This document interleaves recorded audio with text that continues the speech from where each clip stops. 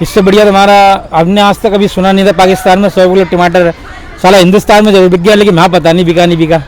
अच्छा, अब कह रहे हैं 300 किलो आटा बिक रहा है, वहाँ बिका नहीं बिका, लेकिन यहाँ जरूर बिक जाएगा मोदी के राज में। कटोरा हाथ में, आगे लोगों के हाथ में। ऐसी सरकार नहीं चाहिए, सरकार वो चाहिए जो जनता के हक में काम करे। बाहर जा रहे हैं सारे व्यापारी, आप क्या कर रहे हो? आप एक आदमी को दे रहे हो, अडानी को दे दो सब कुछ, पूरा देश दे दो अडानी को, रेलवे दे दो, सब दे दो, सारी चीज़ दे दो। आप बादशाह बन रहे हैं। आप 370 लेकर अपने जितने भी मेम्बरान है सबको इकट्ठा करके बोलना नहीं है मैं हूँ जो कुछ, ये कुछ तरीका है? आप उनको भी बोलो ना, उनके विचार लो, उनके सब को लो, ये क्या तरीका है? ये तानाशाही करना, जो खिलाफ बोला उसको अंदर कर दो। अरे मान लो आपको क्या लगता है कि वो शराब घोटाले में घोटाला हुआ है? घोटाला तो अगर देखा जाए तो आपके हुआ, कितने करोड़ों आपके जो है ना एमपी में पकड़े गए, उनको क्यों नहीं पकड़ा आपने? वादों से पेट कोना भरता है, काम करने से भरता है पेट तो।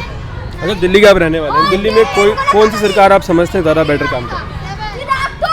फिलहाल तो अभी केजरीवाल सही चल रही थी सरकार, केजरीवाल की चल रही थी, हाँ सही।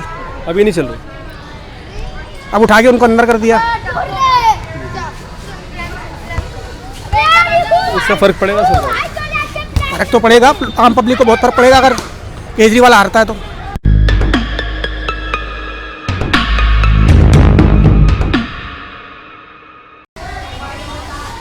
नमस्कार, आप देख रहे हैं अर्बन न्यूज़ और हाल फिलहाल दिल्ली के अलग अलग लोकेशंस पर जाकर हम जनता के बीच बात कर रहे हैं और जानना चाह रहे हैं कि क्या जो चुनावी वादे होते हैं वो पूरे भी होते हैं या फिर सिर्फ जनता को ढकोसला दिया जाता है। अच्छा, वोट जब हम देते हैं तो आपको पता ही होगा कि वोट सबसे कीमती चीज़ है आम आदमी के पास। तो जब हम वोट देते हैं तो नेता कुछ वादे भी करते हैं, क्या दिल्ली में वो वादे पूरे हो पा रहे हैं? वादे कहाँ पूरे हो पा रहे हैं? नौकरियाँ बच्चों की हैं नहीं, बिजनेस सारा ठप पड़ा हुआ है और यही समस्या है, नौकरियां है नहीं बच्चों के लिए, बिजनेस सारे ठप पड़े, बेरोजगारी फैल रही है, वादों से पेट कोना भरता है, काम करने से भरता है पेट तो। अच्छा, दिल्ली के आप रहने वाले हैं, दिल्ली में कौन सी सरकार आप समझते हैं ज़्यादा बेटर काम कर? फिलहाल तो अभी केजरीवाल सही चल रही थी सरकार, केजरीवाल की चल रही थी, हाँ सही। अभी नहीं चल रही। अब उठा के उनको अंदर कर दिया, उसका फर्क पड़ेगा सरकार? फर्क तो पड़ेगा, आम पब्लिक को बहुत फर्क पड़ेगा अगर केजरीवाल हारता है तो। क्या फ़र्क पड़ेगा? रोज़मर्रा की चीज़ें जैसे घर में बिजली है, पानी है, बस ये है, जैसे अस्पताल है। तो आपकी नज़र में कैसा फैसला है? कहेगा सरकार का जी गलत है, गलत है। अच्छा, और ओवरऑल बात की जाए तो क्या देश का विकास हो रहा है? विकास तो हो ही रहा है, पर वो जी विकास हो रहा है, लेकिन दिल्ली में आप कह रहे हैं कि अब वो विकास नहीं हो पा रहा है? नहीं। क्या उम्मीद लगती है, क्या केजरीवाल बाहर आ जाएंगे? आना चाहिए बाहर आना चाहिए, आना चाहिए। उसको बेवजह सरकार ने अंदर डाला हुआ है, कोई उसके खिलाफ वारंट नहीं, कुछ नहीं, सब ऐसे पे डाल रखा है। इलेक्शन में आगे प्रचार ना करे, पार्टी जीत ना जाए, आम आदमी पार्टी बेवजह उसको अंदर डाल रखा है, परेशान कर रखा है, कभी किसको कभी किसको कभी किसको। ये पहला प्राइम मिनिस्टर है जिसको ये कहते हुए शर्म आनी चाहिए कि मैं जनता को इतना राशन फ्री दे रहा हूँ। राशन फ्री दे रहा है, उसके साथ में महंगाई कितनी कर रखी है। सिलेंडर जो 400 रुपये का था उसकी सब्सिडी मिलती थी, अब वो सिलेंडर 1200 रुपये करके सब्सिडी छीन ली। जनता के साथ बेईमानी, चोर चकारी बीजेपी कर रही है, ये अच्छी बात नहीं है। सबसे पहले चाहिए रोजगार, जो रोजगार नहीं है, ठीक है। नौकरियां ख़त्म कर दी, रोजगार ख़त्म बंद कर दिया, जीएसटी ले आए, नोटबंदी ले आए, जो लॉकडाउन ले आए, काला धन लाएंगे, कहाँ काला धन लाया, जनता का निकाल दिया बैठ पैसा। 2 पैसे बुरे वक्त के रखे थे, वो बुरे से बुरे वक्त में लगवा दिया, खाली बैठ के खाना खिलाया। किसने खाया? जनता अपनी जेब से। जिस टाइम पे 400 रुपये का सिलेंडर था वो 1200 रुपये कर दिया लॉकडाउन में। अब वही सिलेंडर 200 रुपये का होता तो तब मानते कि सरकार काम की है। बेरोजगारी, लॉकडाउन, नोटबंदी जीएसटी शरीर वैसे टूट गया, अब काम धंधा नहीं है। 80% लोग घर में बैठे हुए हैं, रोडों पे घूम रहे हैं बिजनेस के लिए, काम धंधे के लिए। क्या करें, ऐसी सरकार तो चाहिए नहीं। इससे बढ़िया तुम्हारा हमने आज तक कभी सुना नहीं था पाकिस्तान में 100 किलो टमाटर साला हिंदुस्तान में जरूर बिक गया, लेकिन वहाँ पता नहीं बिका नहीं बिका। अच्छा, अब कह रहे हैं 300 किलो आटा बिक रहा है, वहाँ बिका नहीं बिका, लेकिन यहाँ जरूर बिक जाएगा मोदी के राज में। कटोरा हाथ में आ गया लोगों के हाथ में। ऐसी सरकार नहीं चाहिए। सरकार वो चाहिए जो जनता के हक में काम करे, जनता का पसीना सूखने से पहले पैसा मिले, सुबह काम पे जाए शाम को आए। लेकिन ऐसी सरकार नहीं चाहिए सारे दिन गाली बकते रहें ऐसी सरकार को। इससे ज़्यादा और कुछ नहीं कर सकते। अच्छा, एक बात और, जैसे चुनाव है लोकसभा के, दिल्ली में क्या लगता है कौन सी सरकार का पलड़ा भारी रहेगा? देखो जी, मेरे हिसाब से तो दिल्ली में तो बीजेपी नहीं आती, आम आदमी पार्टी रहेगी। भले चाहे उसको अंदर डाल दिया कोई बात नहीं, जनता तो उसके साथ में है। आम आदमी को जो सुविधा मिल रही है बिजली की, पानी की, बसों की, स्कूलों में बच्चों की पढ़ाई के लिए भी है, अस्पतालों में भी सुविधा अच्छी है।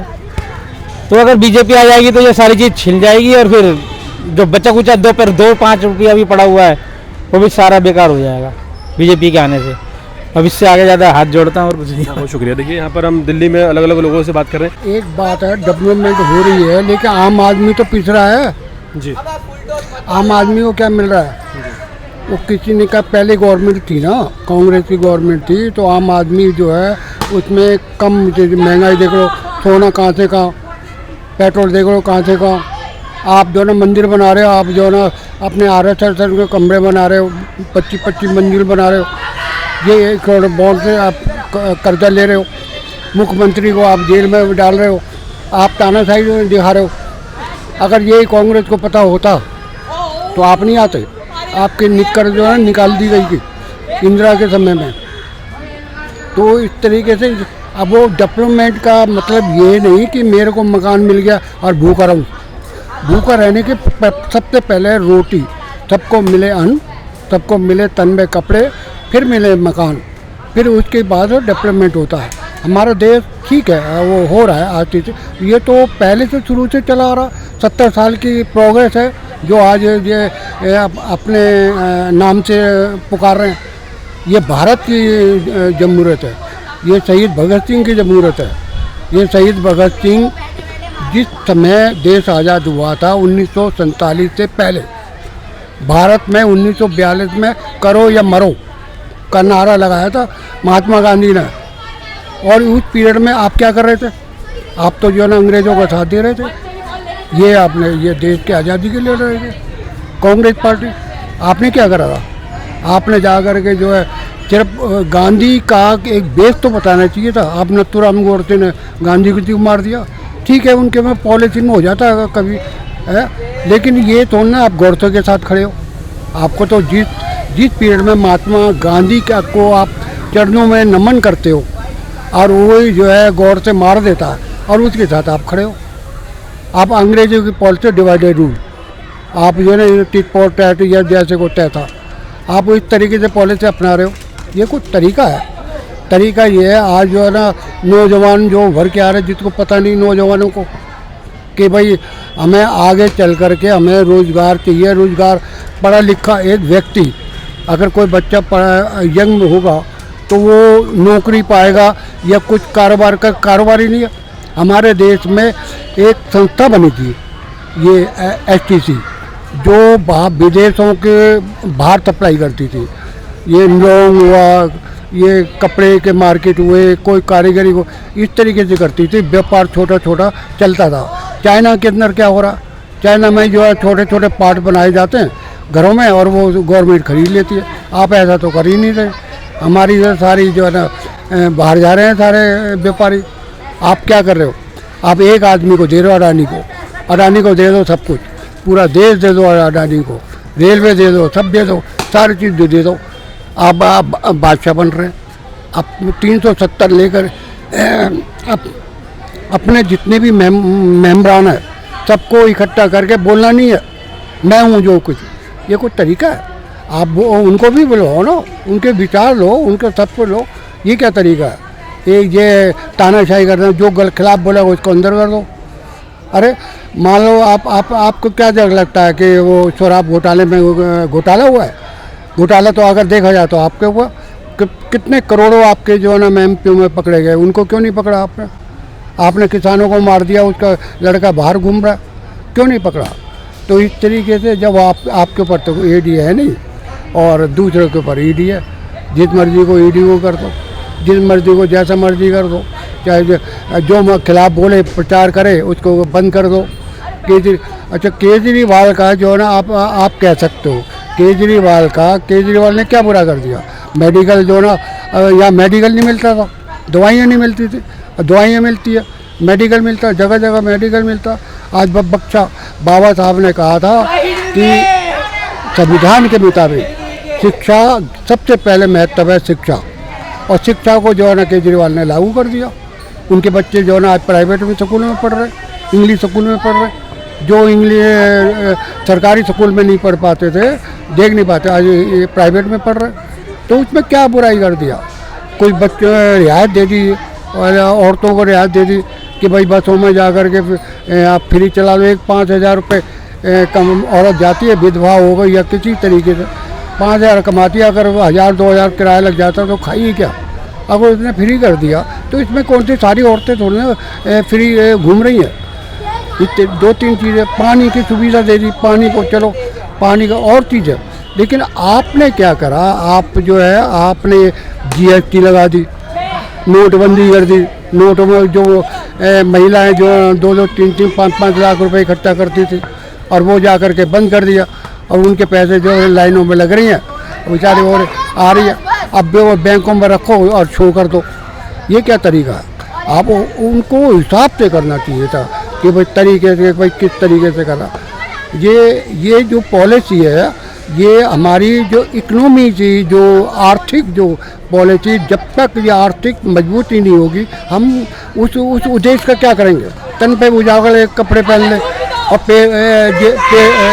जेब में पैसा ना हो तो उसका क्या करेंगे? बाहर जा कर के, बाहर तो मजबूरी है, लड़ाइयाँ हो रही हैं, हर आदमी जो है ना भारत की तरफ देख रहा है, भारत विकास में, हम तो लड़ रहे हैं आपस में, हम तो बर्बाद हो रहे हैं।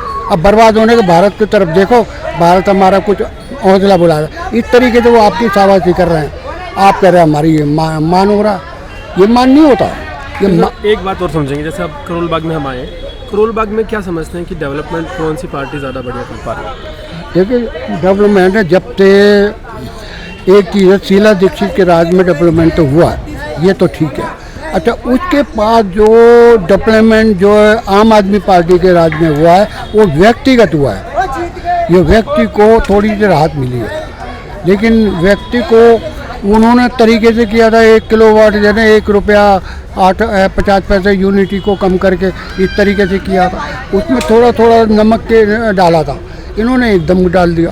तो इस तरीके से दे भी वो रहे हैं, वो भी दे रहे हैं, लेकिन पहले ज़्यादा विकास हुआ था, अब थोड़ा सा ऊपरी जो है ना विकास नहीं हो पा रहा, आम आदमी पास थोड़ा सा वो हो रहा। अच्छा, और एक बात और जानना चाहेंगे, जैसे दिल्ली में चुनाव आने वाले हैं, तो आपको क्या लगता है कौन सी पार्टी का पलड़ा भारी रहेगा? आपके हम बताएं कि हर व्यक्ति, हर बच्चा समझदार हो गया, और समझदार होने पे 7 सीटों को मेरा जो मायना है 4 सीटें कम से कम जो है इंडिया की आएंगी, आम आदमी पार्टी और कांग्रेस की।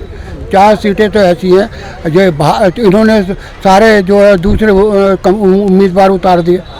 अब दूसरे उम्मीदवार क्यों उतारे भाई? उनका काम नहीं था ना, इसलिए उतारे ना आप फिर इनको कर दो, फिर उसके बाद इनको उतार दो, दूसरे को ला दो, तो इसका मतलब काम नहीं कर रहे। अब पहला ये, दूसरा ये कि आप भारी दिल्ली से वो मनोज तिवारी बैठा है। अब मनोज तिवारी जी आप वो गाना गाते हैं, अश्लील गाना गाते हैं, दूसरों पर लालचन लगाते हैं और दूसरे पर ये करते हैं। आपको क्या पता राजनीति के बारे में? आप राजनीति आते हो, उन एरिया में काम नहीं है, वहाँ के लोग रूठे हुए हैं। तो वो जो कन्हैया लाल जो वहाँ उसको पता है, जेनून से निकला हुआ है, पढ़ा लिखा है और नौकरी के लिए आकर्षक है। ऐसे लोग आकर्षक है तो उसको पता है कि नौकरी मुझे चाहिए। उधर मनोज तिवारी को क्या चाहिए? कुछ नहीं, उसके पास ऑलरेडी पैसा है, खूब ब्लैक मनी कमाई है, तो वो क्या राजनीति करेगा? राजनीति वो करेगा जिसको तरफ होगी। हम बुजुर्ग हो गए, हमें क्या राजनीति करनी है? हमें तो जो है ना बच्चों को देखना, तो बच्चों को देखो, जो बच्चे आएंगे ना वो उनको देखना है कि भाई मेरा भविष्य में कमाऊंगा, मेरी शादी होगी, मेरे बाल बच्चे बने होंगे। तो इस तरीके से उनको देखना है कि रोजगार मिलता है नहीं मिलता है, क्या होता है क्या नहीं होता, उनको देखना। इसीलिए कन्हैया लाल जीतेगा। जी सर, आपका नाम क्या है? मेरा नाम देवेंद्र कुमार है। हाँ जी? देवेंद्र कुमार। देवेंद्र कुमार जी, देखिए बहुत अच्छा लगा आपसे बात करके। यहाँ पर देवेंद्र कुमार जी हमारे साथ हैं और दिल्ली की जनता से हमने जाना कि क्या दिल्ली का माहौल है, क्या मूड है। लगातार दिल्ली की अलग अलग लोकेशन पर जाकर हम आपको बता पा रहे हैं कि जनता क्या समझ पा रही है और जनता के दिल में क्या है। इस बार के चुनाव में जनता का रुख किस तरफ रहेगा और क्या जनता की समस्याएं स्थानीय पार्टियां और सरकार समझ पा रही है नहीं, ये हम आपको बता देंगे। देखते रहिए अर्पण न्यूज़। मैं हूं गुलशन वर्मा और मेरे साथ हैं कैमरे पर विनय शर्मा। बहुत बहुत शुक्रिया।